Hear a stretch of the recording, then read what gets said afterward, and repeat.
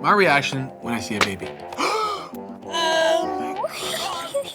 Oh my God. Oh, you're so cute.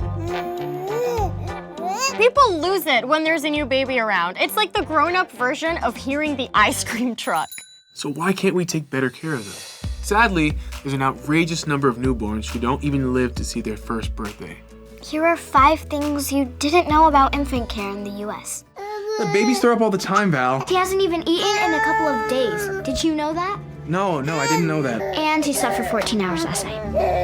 We're taking him to the emergency room. No, we're not. Take him to the hospital now or I'm calling Mommy and Papi. It's gonna be a while. Number 1, baby survival rates are extremely low compared to other countries. How low? Out of the 36 developed countries in the world, the US ranks 33rd. The leading cause of infant deaths?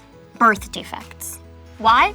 Well, for one, the US is one of the most stressed out countries in the world. And stress causes high blood pressure, hypertension, and other conditions in mothers shown to increase the risk of birth defects in babies. This is unexpected and terrible, to say the least. Especially when you consider the US spends more money on healthcare than any other country.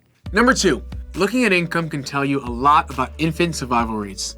You can pretty accurately predict the chances of a baby surviving its first year by looking at household income along racial lines because, as we know, income level and race are usually connected. Asian families make the most money and have the best chances of a newborn surviving infancy. White families make the second most money and have the second best chances. On the opposite end of the spectrum, Black families. They earn the least and have the lowest chances of their baby surviving, with an infant death rate nearly double the national average. There is one clear exception to the rule, though. Hispanic families make less than white families, but have nearly identical infant survival rates.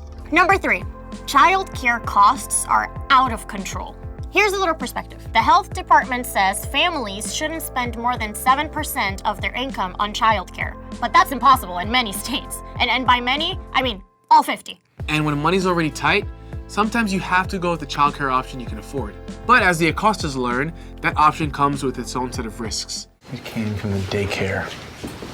The lead poisoning? How is that possible? Were those cribs that Inez bought a few months ago at the yard sale? From the family of grown triplets, she said? Well, no one ever thought to check to see if the paint was safe. And you know how Rafa's been teething. So he's been chewing on... God, poison? The constant worry over Rafa's well-being isn't unique to this family. Let's take a closer look at access to quality healthcare for families like the Acostas. Number 4, first-generation kids aren't getting proper healthcare. It's no secret that when it comes to finding affordable healthcare in this country, the struggle is real. And if you're not a citizen, forget about it. It is available for children of non-citizens. It's just that many aren't getting those benefits. Their parents are afraid to seek care for fear of being deported, or in some cases, there may be a language barrier keeping them from communicating their needs. The results, you might guess, aren't great. It means those kids are less likely to visit a doctor. It means families put off treatment until the last second. As we saw in Party of 5, baby Rafa got lucky, thanks to Val. But if they had waited any longer, it may have been too late. I thought he was gonna. Hey, we got lucky, huh? But now for good news. Number 5, strong family structures are key. The correlation between income, race, and infant survival rate is undeniable. Given the difference between Hispanic and white families when it comes to income, you're probably surprised that Hispanic newborns have nearly identical chances of surviving infancy in the US. This is largely because of strong family structures. That little boy is loved and cared for. Got this little bear for Rafa. Is he okay? He looks okay. Having the support of a family and community is crucial for a baby's health. How do you think we can combat the infant mortality rate? Tell us in the comments.